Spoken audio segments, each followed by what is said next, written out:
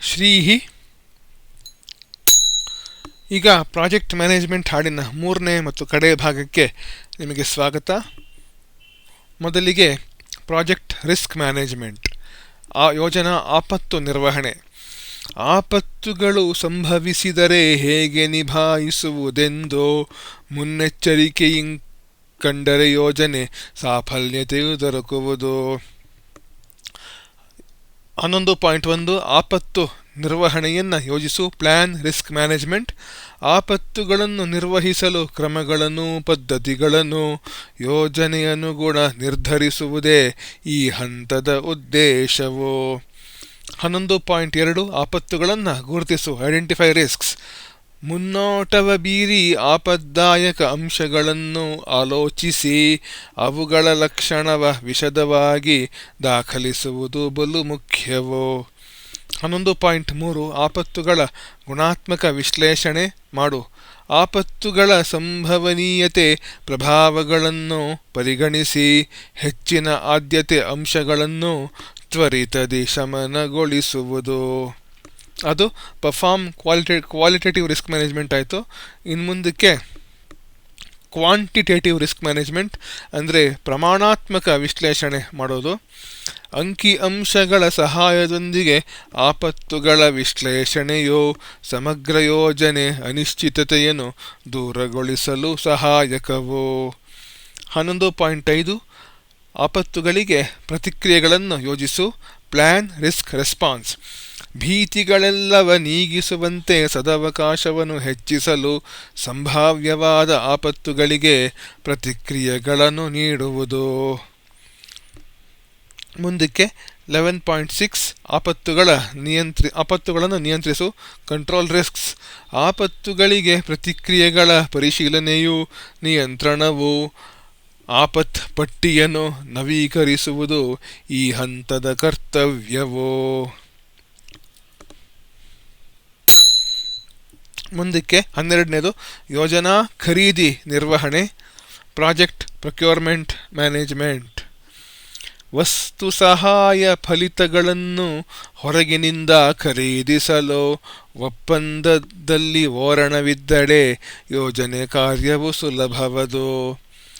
12.1 ಖರೀದಿ ನಿರ್ವಹಣೆಯನ್ನು ಯೋಜಿಸು. Plan procurement management. ಕೊಳ್ಳುವ ಬಗ್ಗೆ ನಿರ್ಧಾರಗಳು ಮತ್ತು ಅದರ ವಿಧಾನಗಳು. ವಿಕ್ರಯ ಮಾಡುವವರ ಪಟ್ಟಿಯು ನಿರ್ವಹಣೆಗೆ ಅವಶ್ಯವು.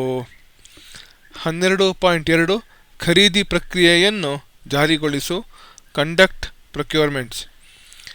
ವಿಕ್ರಯದಾರರ ಬದಲನ್ನು ನೋಡಿ ಮಾತುಕತೆಯ ನೆರವೇರಿಸಿ ಸೂಕ್ತ ವ್ಯಕ್ತಿಗಳ ಆಯ್ಕೆಯ ಮಾಡಿ ಕರಾರು ಪತ್ರವ ಬರೆಯುವುದು. 12.3 ಖರೀದಿ ಪ್ರಕ್ರಿಯೆಯ ನಿಯಂತ್ರಣವನ್ನು ಮಾಡು. ಕಂಟ್ರೋಲ್ ಪ್ರೊಕ್ಯೂರ್ಮೆಂಟ್ಸ್. ಖರೀದಿ ಪ್ರಕ್ರಿಯೆಯ ಪರಿಶೀಲನೆಯು ಮತ್ತು ಅದರ ನಿಯಂತ್ರಣವು. ಕರಾರು ಪತ್ರಗಳ ನವೀಕರಣವು ಯೋಜನೆ ಅನ್ವಯ ಅವಶ್ಯವು. 12.4 ಖರೀದಿ ಪ್ರಕ್ರಿಯೆಯನ್ನು ಮುಕ್ತಾಯಗೊಳಿಸು. ಕ್ಲೋಸ್ ಪ್ರೊಕ್ಯೂರ್ಮೆಂಟ್ಸ್. ಖರೀದಿ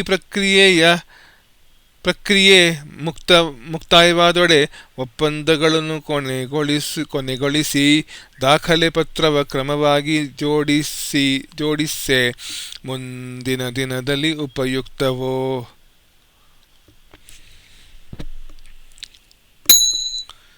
ಈಗ 13ನೇದು ಯೋಜನಾ ಸಂಬಂಧಿ ವ್ಯಕ್ತಿಗಳ ನಿರ್ವಹಣೆ. Project stake holder management.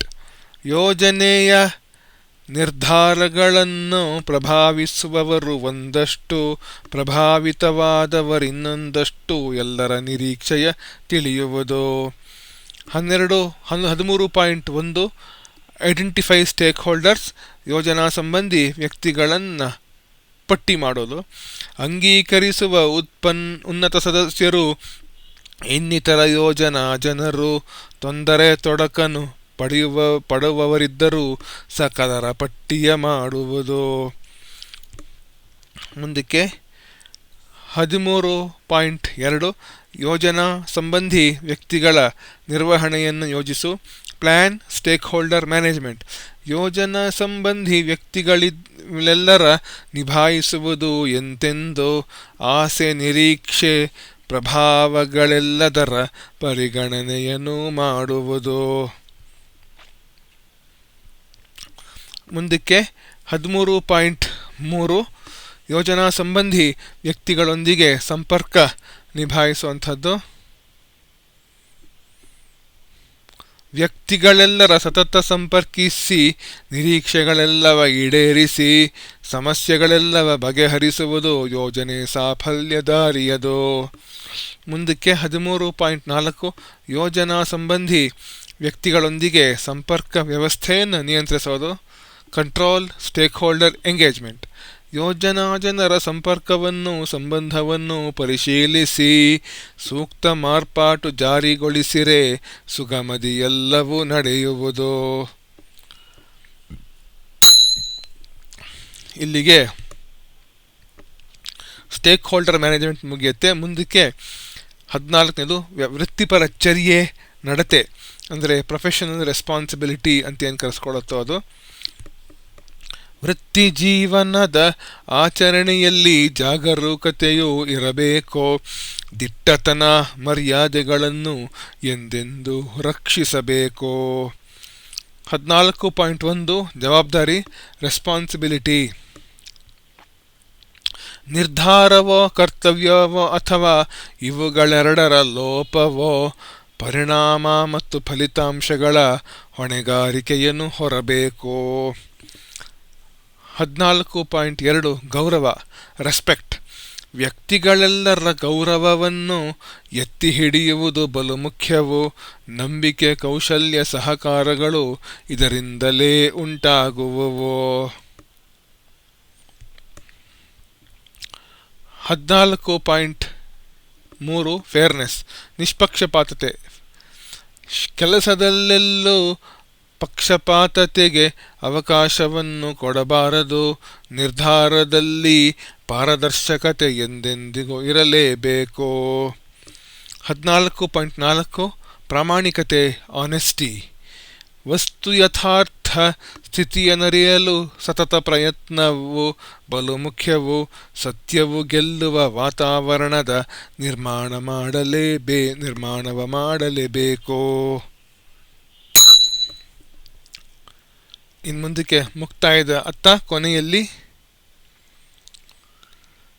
ಯೋಜನೆ ನಿರ್ವಹಣೆಯ ಈ ಗೀತೆಯು ಜಗತ್ತಿಗೆಲ್ಲ ಸಮರ್ಪಿತವೋ.